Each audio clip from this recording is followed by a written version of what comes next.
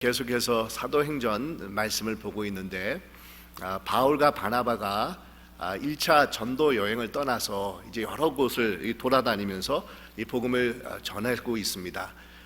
특히 터키 중부 내륙 지방으로 들어가 가지고 오늘 말씀에 보면은 루스드라라고 하는 그런 지역에 가서 복음을 전할 때 일어난 그런 사건이 소개가 되고 있는데, 여러분 잠깐 우리가 복습을 해보면 우리 시리아에 있는 안디옥 교회에 파송을 받은 우리 바나바와 우리 바울이 먼저는 카이프스 섬, 키프루스 섬이라고 하는 그런 곳에 가서 복음을 전하다가 이제 터키 항구에 도착을 해가지고 높은 산맥을 넘어서 비시디아 안디옥이라고 하는 그런 지역에 가서 이 복음을 전하고, 또 이제는 동쪽으로 이제 이동을 합니다. 그래서 한 100마일 정도 떨어져 있는 이고니온이라는 그런 도시로 가가지고 이 복음을 전하다가 그 다음으로는 오늘 말씀에 나오는 루스드라라는 곳에 가서 이 복음을 전하게 됩니다. 그곳에서 복음을 전할 때 이 두 가지 사건이 발생을 하게 되는데, 하나는 평생 걸어보지 못했던 사람입니다. 그런 사람이 사도 바울이 명령을 하게 되자 일어나 스스로 걷게 되는 그런 놀라운 기적이 일어나게 됩니다. 그러자 이를 본 사람들이 정말 깜짝 놀라면서 이 바울과 바나바를 신이라고 지칭을 하면서 이 제사를 드리려고 했었던 이 두 번째 사건이 오늘 말씀에 기록이 되어 있습니다. 보통 바나바와 바울은 새로운 도시에 찾아가지고 선교 사역을 했을 때 몇 가지 전략이 있는데, 그 중에 한 가지가 예외 없이 먼저는 유대인 회당에 들어가 가지고 이 복음을 전한다라는 겁니다. 그런데 여러분 오늘 읽은 본문 말씀에 보면 루스드라라고 하는 그런 지역에 처음으로 방문했는데 유대인 회당에 들어갔다라는 기록이 전혀 나오고 있지 않습니다. 그 지역에 유대인 회당이 없었기 때문에 그렇게 회당에 가지 못하지 않았는가라고 우리가 생각을 해볼 수가 있는데, 정확하게는 이들이 복음을 전했던 장소가 어디인지 언급이 되어 있지 않지만 아마 회당이 없기 때문에 길거리로 나가가지고 이 노방에서 이 복음을 전했을 것이 되는 겁니다. 그럼 바울과 바나바에게 뜻하지 않는 한 사건이 일어나지 않습니까? 모여서 말씀을 듣는 사람 중에 이 신체 장애와 한 사람이 있었습니다. 이 얼마나 심각한 그런 장애를 앓고 있었던 사람인지 이 8절에 보면 3번에 걸쳐서 똑같은 그의 상태를 거듭 설명을 하고 있습니다.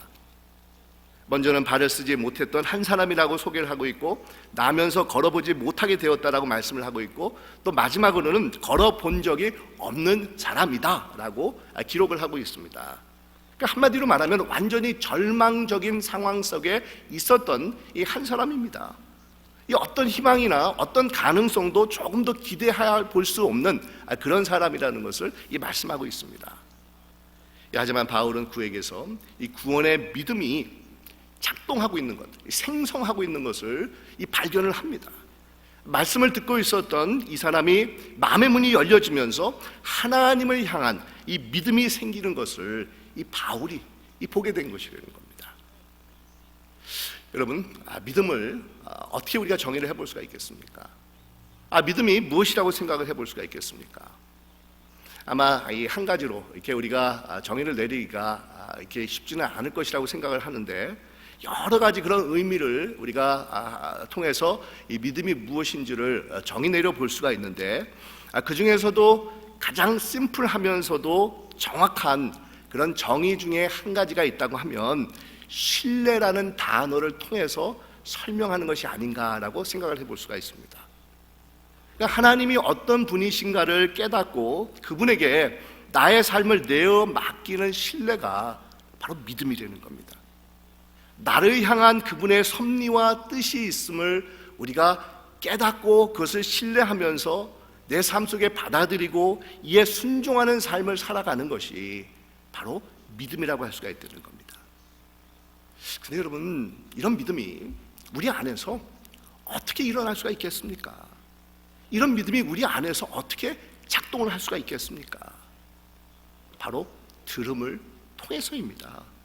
하나님의 말씀을 듣는 것을 통해서 이런 믿음이 우리 안에서 일어날 수가 있다는 겁니다. 그래서 로마서에 보면 믿음은 들음에서 나며 들음은 그리스도의 말씀으로 말미암았느니라라고 말씀하고 있지 않습니까? 이런 면에서 말씀을 전하는 것이 참 중요하다고 할 수가 있는데, 세상 끝까지 복음을 증거하는 선교 사역이 필요한 이유가 여러분 여기에 있는 겁니다. 어떻게 가지 않았는데, 전하지 않았는데 이 들을 수가 있고, 또 어떻게 말씀을 듣지 못했는데 이 믿음을 가지면서 이 하나님 앞에 나올 수가 있겠습니까? 아무리 믿고 싶어도 무엇을 믿는지 들려주는 사람이 없으면 우리 안에 믿음이 자라날 수가 없는 것입니다. 만약 바울과 바나바가 루스드라라고 하는 그런 도시까지 가지 않고 그곳에서 복음을 전하지 않았다라고 하면은 어떻게 한 번도 잃어보서 걸어본 적이 없는 사람이 하나님에 대해서 말씀을 듣게 되고 믿음이 그 안에서 생겨날 수가 있었겠습니까? 누군가가 가서 전했기 때문이라는 겁니다.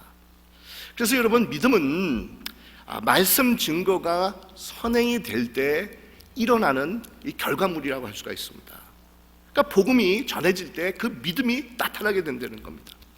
예수 그리스도를 통해 베풀어 주시는 구원의 좋은 소식을 들을 때 우리 안에서 믿음이 나타나게 됩니다. 그래서 여기에 선교의 중요성이 있지 않습니까? 선교는 하나님에 대해서 들을 수 있도록 복음을 전파하는 일인데, 세상 모든 민족들에게 하나님을 전하는 일이 이 선교입니다. 이 하나님에 대한 믿음을 전해주는 것이라는 겁니다. 주님을 모르는 모든 민족들에게 찾아가가지고 하나님의 구원의 좋은 소식을 전해줄 때 많은 사람들이 하나님께 대한 믿음을 가지고 하나님 앞에 나오는 역사가 나타나게 된다는 겁니다. 그리고는 전해지는 것 못지않게 또 한 가지 중요한 것이 있다고 하면, 그것을 들을 때 듣는 자가 바르게 들을 수 있는 것이 또한 중요하다는 겁니다. 여러분, 이 바르게 듣는다는 것은 귀로만 듣는 것이 아니라 이 마음으로도 들을 수 있는 것을 말하고 있습니다. 그러니까 지적으로만 이해하는 수준에서 들려지는 복음의 귀한 소식을 우리가 받아들이는 것이 아니라 정말 우리의 영혼이 깨어지는 그런 심령으로 들을 수 있는 것을 말하고 있다는 겁니다. 일반적인 사람의 소리로 듣는 것이 아니라 하나님의 음성으로 들을 때 정말 전해지는 복음의 귀한 말씀이 우리 안에서 이 믿음으로 나타나게 된다는 겁니다. 바로 이런 사실을 바울은 이 장애우에게서 발견할 수가 있었습니다. 이 사람에게 복음의 말씀이 전해졌을 때 마음의 문이 열려지면서 하나님을 신뢰하고자 하는 그런 반응이 일어나는 것을 이 바울이 발견을 하게 되었다는 겁니다. 그러자 바울은 큰 소리로 이렇게 외치지 않습니까? 내 발로 바로 일어서라 라고 이 말씀을 합니다.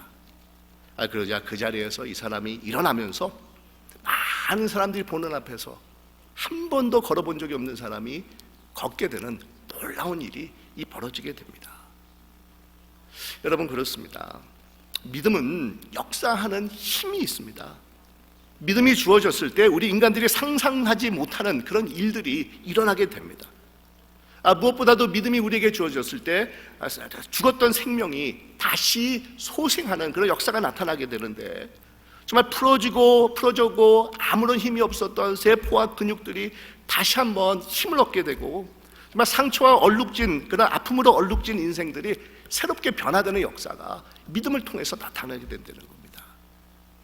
아무런 소망 없이 낙심과 좌절 가운데 있었던 자들이 다시 한번 일어서서 인생에 재도전하는 그런 용기와 능력이 바로 믿음을 통해서 우리에게 주어지게 된다는 겁니다. 왜냐하면 여러분, 믿음은 하나님의 생명과 연결되는 그런 통로가 되기 때문이라는 겁니다. 믿음을 통해서 우리는 하나님을 만날 수 있기 때문에 하나님의 그 풍성한 생명력이 우리를 일으키는 놀라운 역사가 나타나게 된다는 겁니다.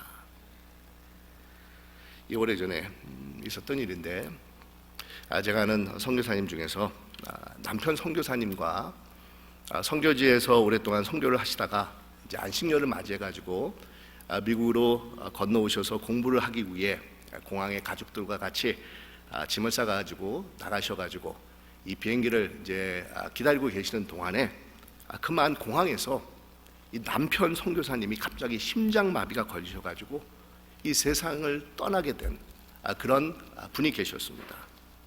그러니 여러분 얼마나 당황스럽겠습니까? 다들 이 가족들이 짐을 쌓고 이제는 미국이라는 그런 곳에 가서 우리가 쉬고 다시 선교지로 오겠다라는 그런 마음으로 기다리고 있는데 이 공항에서 예상치 않게 이 선교사님이 갑자기 쓰러지시면서 세상을 떠나게 된 겁니다. 이렇게 졸지에 남편을 잃고 정말 조망조망한 어린 자녀 셋을 데리고 슬픈 마음을 추스릴 겨를도 없이 우리 아내 되는 선교사님께서 자녀들을 위해서 살아가겠다라는 그런 독한 마음만을 품고는 미국으로 이제 건너오셔서는 아주 힘들게 일을 하시면서 공부하시면서 이 자녀 셋을 키우셨습니다.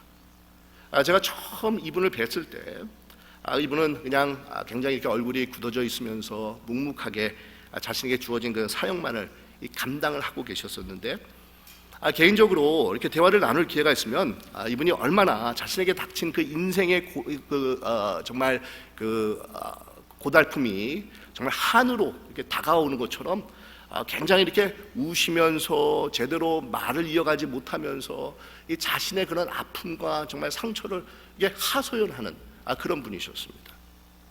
근데 어느 날 제가 오랜만에 우연하게 학교에서 이분을 이렇게 만나서 이 대화를 나누는데 이 전에는 이분은 이렇게 뵈면은 매번 얘기할 때마다 이게 우시느라고 정신이 없으셨습니다. 자신의 그런 정말 힘든 그런 신세를 한탄하느라고 제대로 이렇게 흐느끼면서 말도 이어가지 못했던 그런 분이신데 오랜만에 뵈서 이렇게 이야기를 나누는데 굉장히 얼굴도 편안하게 보이시고 목소리도 예전과 달리 생동감이 이렇게 있는 가운데서 이 말씀을 하는 겁니다. 그러면서 이분이 뭐라고 말씀하시냐면 다시 선교사로 나가기 위해서 선교 단체에 신청을 하고 이제 사역지를 받기 위해서 지금 기다리고 있는 중이다 이런 말씀을 하는 겁니다. 그래서 제가 너무 깜짝 놀라가지고 어떻게 이렇게 달라지셨나 이야기를 들어보니까 이분이 이런 얘기를 합니다. 정말 당시에는 남편을 그런 선교지에서 그것도 공항에서 전혀 예상치 않게 졸지에 정말 잃어버리고 아무것도 모르는 정말 미국 땅에 와가지고 아이들을 키우느라 먹고 살아가랴 정말 인생이 너무너무 힘들어가지고 죽고 싶은 마음도 수없이 가졌었는데 어느 날 하나님께서 마음속에 이런 얘기를 들려주셨다는 겁니다.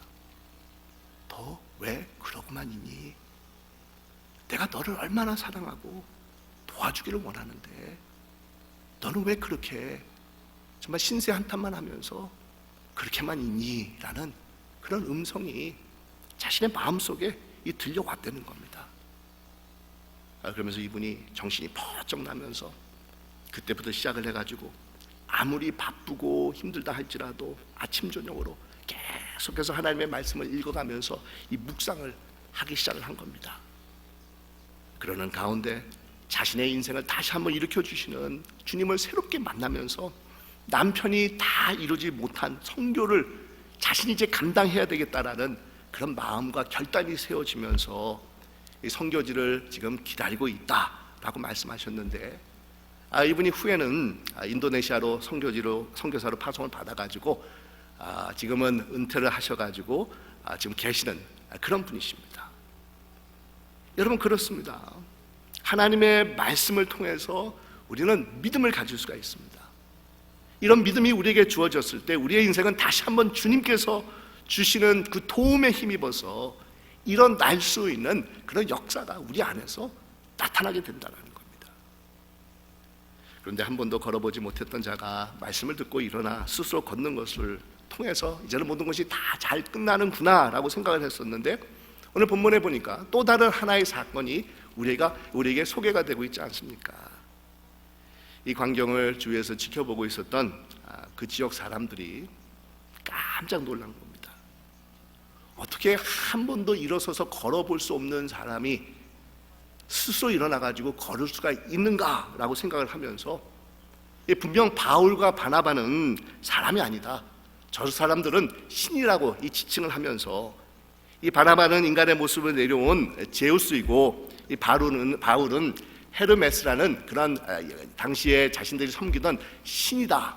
그 신들이 인간의 모습으로 내려온 것이다 라고 하면서 그 신들을 섬기는 제사장이 이 사람들과 함께 소와 또한 화환들을 가지고 바울과 바나바에게 제사를 드리기 위해서, 경배를 하기 위해서 찾아왔다는 겁니다. 여러분 어떻습니까? 만약 여러분들이 이런 상황에 있었다고 하면 여러분들은 어떤 마음이 들었겠습니까? 주위의 사람들이 여러분들을 보면서 열광하면서 신과 같은 존재라고 추앙하는 그런 일들이 벌어진다고 하면 여러분은 어떤 마음을 가지고 있겠습니까? 제가 전에 부목사로 섬겼을 때 어느 집사님 부부가 결혼한 지 꽤 오래가 되었는데도 불구하고 이 자식이 생기지 않아서 기도해달라는 그런 부탁을 받은 적이 있었습니다. 그래서 제가 몇 번 기회가 있었을 때 기도를 해드렸었는데 정말 아내 되는 분이 40이 넘으셨었습니다. 40이 넘으셨던 분인데 임신을 하고 출산하게 된 겁니다. 굉장히 이렇게 건강한 이 아들을 이분이 출산을 하게 되었었습니다. 그 이후로부터 이 두 부부가 저를 볼 때마다 너무도 고마워하면서 목사님 때문에 정말 이렇게 자식을 갖게 됐습니다. 목사님 정말 기도 덕분에 이렇게 자식을 갖게 됐습니다라고 정말 과분할 정도로 매번 저를 볼 때마다 이 감사 표시를 하셨는데 그럴 때마다 제가 어떻게 반응을 했겠습니까? 제가 그래도 겸손의 종이지 않습니까? 그래서 칭찬을 들을 때마다 제가 손살을 치면서 제가 한 것이 아닙니다. 하나님께서 두 분의 기도를 들어주셨기 때문에 이렇게 건강한 자녀를 가질 수가 있었던 겁니다 라고 아주 겸손하게 제가 말씀을 드리면서도 속으로는 무슨 생각이 드냐면은 그런 이야기 저한테만 하지 말고 뭐 신문이나 아니면 주간지 같은데 좀 내주시기도 하고 아니면 주위에 다른 사람들에게 널리 말씀해 주면 내가 참 좋겠는데 이런 생각이 들었던 적이 있었습니다. 때때로 제가 교인들의 사업체를 신방하고 나면 우리 교인들이 정말 답례겠죠. 답례로 종종 이런 얘기를 들려주시는데 목사님이 신방을 하고 나니까 이상하게 장사가 잘 되었습니다. 목사님이 다녀가시고 난부터 이렇게 매상이 굉장히 많이 올라가고 손님들이 왜 이렇게 많이 오나요? 뭐 이런 얘기를 이렇게 들려주실 때가 있습니다. 그럴 때마다 제가 뭐라고 말씀을 하냐면은 에이 아무리 목사가 신방을 했다고 해도 그런 일이 일어나겠습니까? 그런 것이 다 기복신앙입니다. 잘못된 신앙입니다 라고 제가 이렇게 이야기를 들려주지만 마음속으로는 그것이 정말 사실이 아니라 그냥 인사치레로 해주는 말인 것을 잘 알면서도 불구하고 얼마나 제 마음이 이 뿌듯해지고 이 기분이 이 좋아지는지 모르는 겁니다. 아마 바울과 바나바도 그런 기분이지 않았을까 이런 생각을 해봅니다. 이 자신들을 신과 같은 존재로 이제는 바라보고 추앙하는 사람들이 있으니까 이 복음을 증거하기가 훨씬 수월해졌겠다라는 그런 생각이 들었을 겁니다. 여러분 지금까지 이들이 선교 여행을 떠나서 온 과정을 보면 굉장히 많은 환난과 핍박을 유대인들로부터 받았었는데 그래서 굉장한 그런 고생이 참 심했었는데 이제는 정말 사역하기가 참 쉬워지겠구나. 하나님께서 정말 우리의 그런 앞날을 올바로 인도해 주시구나라고 하면서 좋아하는 마음들이 있었을 것이라는 겁니다. 그런데 여러분 바울과 바나바는 전혀 그렇게 생각하고 있지 않았었습니다. 아주 단호하게 그 현장에서 그 자리에서 이들의 행동에 철퇴를 가합니다. 사람들 앞에서 자신들을 찾아와서 제사를 드리겠다라는 사람들 앞에서 즉시로 옷을 찢지 않습니까? 유대인들은 신성모독과 같은 행위 앞에서 참지 못하고 아주 옷을 찢으면서 이 자신들의 감정을 분노를 표출하는데 바울과 바나바가 그런 심정으로 자신들을 찾아와서 제사를 드리겠다라는 이 사람들 앞에서 옷을 찢게 된 것입니다. 이 자신들을 마치 신과 같은 존재로 바라보는 것에 확실한 이 거부 의사를 아주 분명하게 밝히고 있는 것입니다. 그러면서 모인 사람들에게 말씀을 전하지 않습니까? 간단한 이 바울이 전한 이 말씀인데 그 말씀을 분석해 보면 크게 두 가지 주제가 이 기록이 되어 있습니다. 하나는 자신들은 다른 사람들과 별 다를 것이 없는 똑같은 인간들이라는 사실을 확실하게 이 증거를 합니다. 그리고는 오직 천지의 창조주가 되시는 하나님을 소개하면서 그분에게 돌아가야 될 것을 분명하게 이 말씀을 하고 있습니다. 여기서 우리는 이 바울이 어떤 신앙의 자세와 생각을 가지고 평상시에 사역에 임하면서 신앙생활을 하고 있었는지를 엿볼 수가 있는데, 바울이 이렇게 선포하지 않습니까? 우리도 여러분들과 같은 성정을 가진 사람입니다, 이렇게 얘기를 합니다. 본인들은 심적인 존재가 아니라 연약하고 허물 많은 인간이다라는 것을 밝히고 있는 겁니다. 그러니까 하나님과 자신들 사이에는 정말 건너갈 수 없는 분명한 이 경계선이 그어져 있다라는 것을 인식을 하면서 그 사실을 밝히고 있는 것입니다. 다시 말하면 걷지 못했던 자를 일으키 세운 것은 이 본인들이 한 것이 아니라 하나님께서 하신 것이다라는 것을 고백하고 있는 것입니다. 자신들은 단지 하나님의 도구요 심부름꾼으로서 사용을 받은 것뿐이지 이 기적은 우리가 한 것이 아니라, 우리는 할 수도 없는 사람들이고 우리는 여러분과 똑같은 인간들이지만 하나님께서 하셨습니다라는 것을 말씀하고 있다는 겁니다. 여러분, 바로 이런 생각이 얼마나 우리로 하여금 교만해지지 않고 늘 하나님 앞에서 겸손하고 바르게 서 있게 하는 신앙의 중요한 요소가 되는지 모른다는 겁니다. 여러분, 왜 우리가 때로는 하나님을 의지하려는 그런 마음을 가지지 못할 때가 있겠습니까? 왜 우리 안에 하나님을 두려워하는 마음을 우리가 잃어버릴 때가 있겠습니까?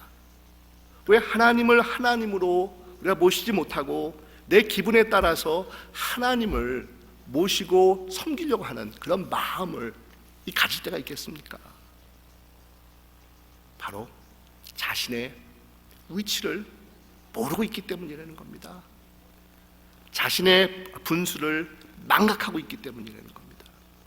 하나님과의 관계 속에서 자신이 누구인지를 확고하게 깨닫지 못하고 있기 때문에 교만해지고 하나님을 의지하는 마음을 상실한 채 하나님을 두려워하지 못하고 하나님을 망각하는 그런 삶을 살아가는 그런 우리들을 발견할 때가 있다는 겁니다.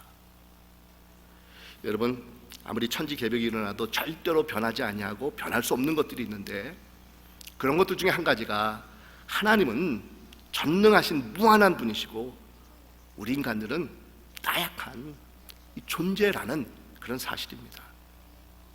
하나님은 조물주가 되시고 우리는 피조물입니다. 이것은 여러분 절대로 변할 수 없는 상황입니다.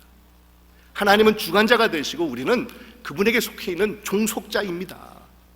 하나님은 우리의 주인이 되시고 우리는 그분을 섬기는 종에 불과한 자들입니다. 이것은 절대로 변할 수 없는 것입니다. 우리는 바로 이 사실을 마음속에 늘 간직하면서 특별히 하나님을 위해서 봉사와 섬김으로 힘쓰는 이 자들이 되어야 되는데, 때로는 우리가 하나님을 섬긴다고 하지만 우리의 내면을 들여다보면, 우리의 동기를 살펴보면 자신의 영광과 이익을 위해서 또 봉사와 섬김에 임하는 그런 우리들의 모습들을 발견할 때가 되는 겁니다. 그러다 보면 자신을 알아주지 아니하고 조그만 섭섭한 일이 발생을 하게 되면 쉽게 시험에 들기도 하고 이 믿음 생활에서 뒤떨어지는 그런 경우도 나타나게 되는데, 하지만 여러분, 자신의 위치를 확고하게 깨닫고 있는 자들이라고 하면은 절대로 이런 시험이 들 수가 없다는 겁니다. 본인은 단지 무익한 종입니다. 그냥 종으로서 맡겨진 일을 했을 뿐입니다.